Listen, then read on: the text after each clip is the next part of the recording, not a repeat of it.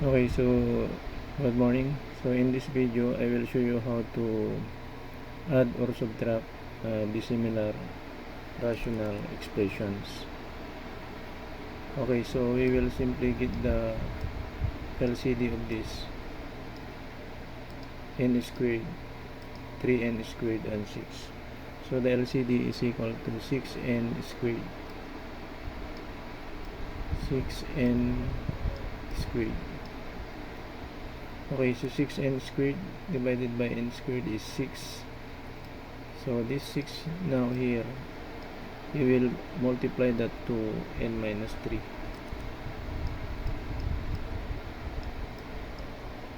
Okay, so next, minus 6n squared divided by 3n squared is equal to 2. Then multiply that also to 2n plus 5.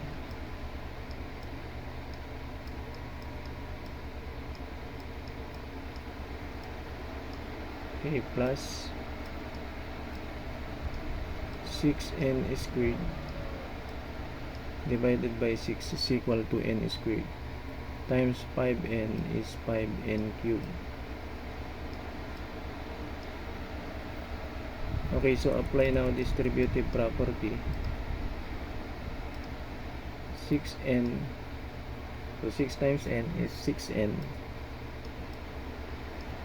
6 times negative 3 is negative 18. Okay, so next is negative 2 times 2n. So you will get this as sign of 2. So negative 2 times 2n is negative 4n. Then negative 2 times 5 is negative 10. Okay, plus 5n cubed. Okay, now, so since all are similar fractions now, we just copy the same denominator, 6n squared. Okay, so this is now equal to, okay, first copy this 5n cubed. So you arrange your answer in the numerator by descending powers of the variable n. So 5n cubed. Then combine 6n minus 4n, that is equal to 2n. So plus 2n. Then negative 18 plus negative 10 is negative 28. So minus 28 over the same denominator, 6n squared. So this is now the final answer.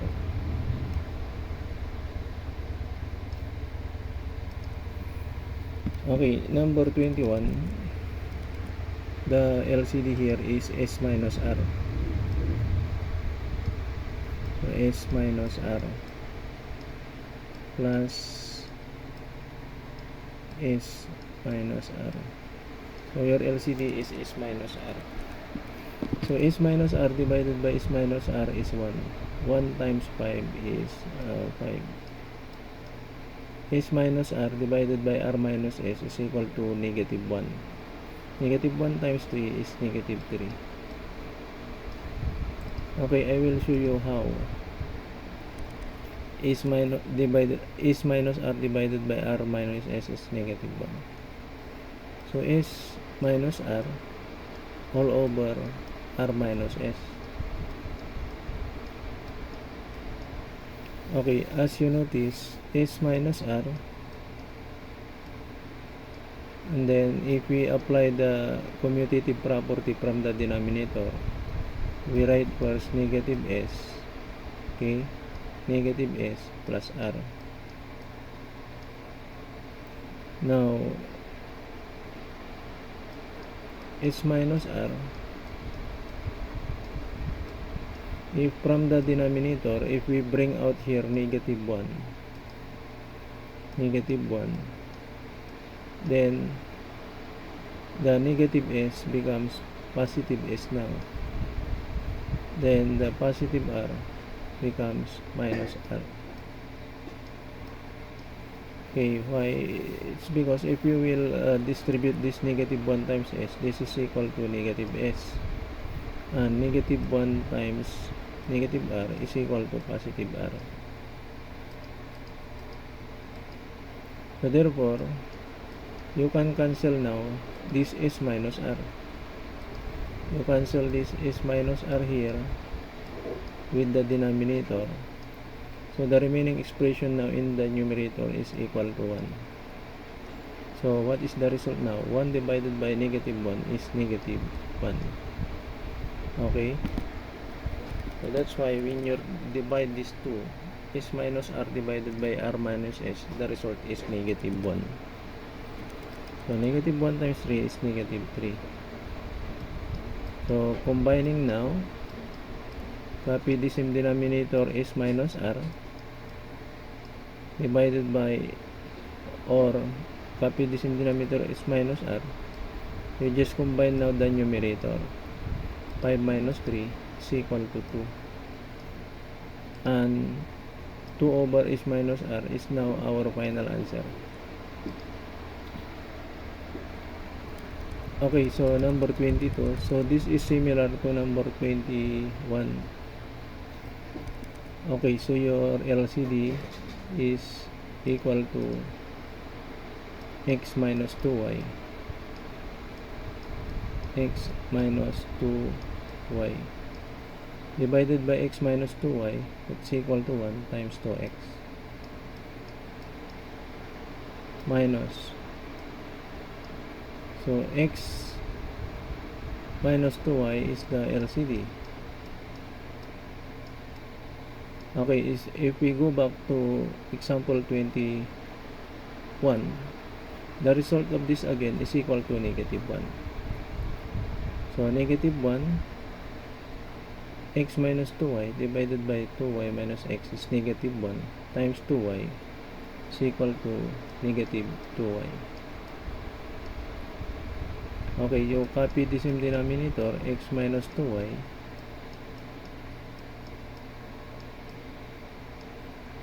so combining now the numerator, 2x minus negative 2y is equal to 2x plus 2y.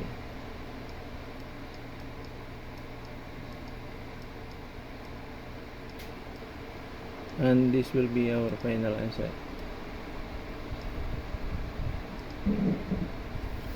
Okay, so next example 23. So our LCD is a squared minus b squared divided by a squared minus b squared equal to 1 times 3 equal to 3. So our LCD is a squared minus b squared. So a squared minus b squared is the LCD. So a squared minus b squared. So divided by a plus b, the answer is a minus b. We multiply that with the 2, a minus b. Okay.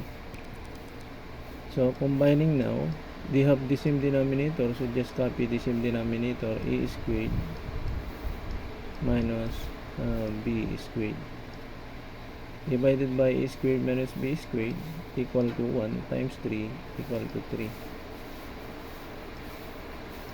So negative 2 times a is negative 2a, then negative 2 times negative b is equal to positive 2b.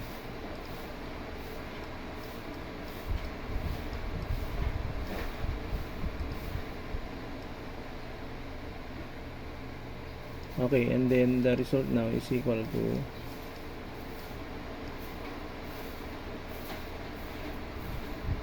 okay, so the final answer now is this one, 3 minus 2a plus 2b all over a squared minus b squared. So this is now your final answer. Okay, number 17. 24. If your LCD is m minus m squared minus 4m squared. And we know that m minus 2n is a factor of this, because this is the difference of two squares. The factors are m plus 2n and m minus 2n. So if we divide this with this same expression, the result is 1. So times 5n equal to 5n m. So the LCD is m squared minus 4m squared.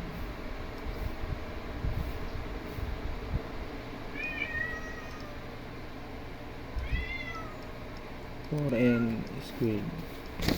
So divide this with m minus 2n. The result is m plus 2n. m plus 2n times 4.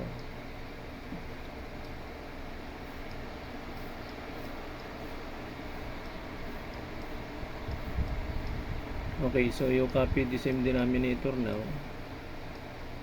M squared minus 4n squared. So 5n.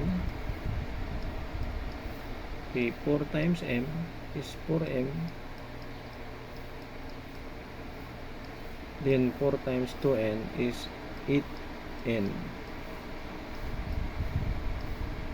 This is now equal to, okay, again, that is already the final answer.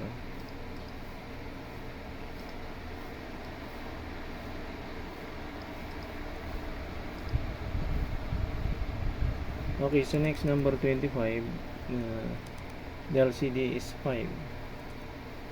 So 5 divided by 5, 1 times 4b plus 2 is 4b plus 2.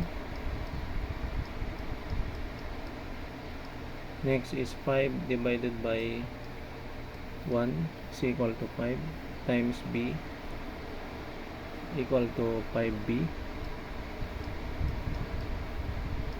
Then 5 divided by 1 equal to 5 times 3 is 15. So you copy the same denominator now, which is equal to 5. Okay, so 4b minus 5b is negative b.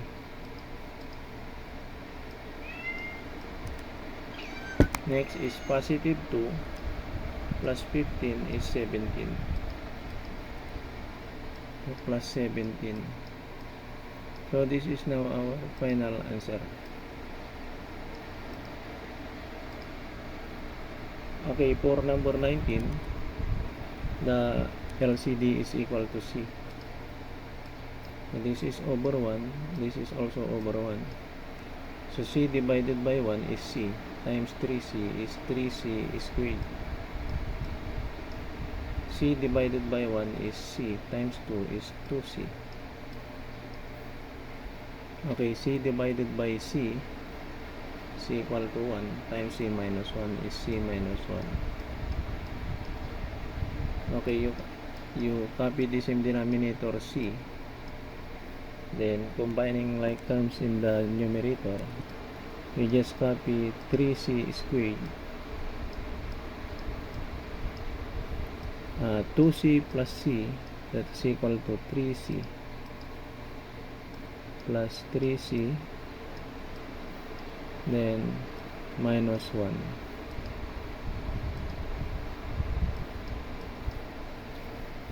Okay, and this is now our final answer. Okay, so that's all about adding dissimilar rational expressions.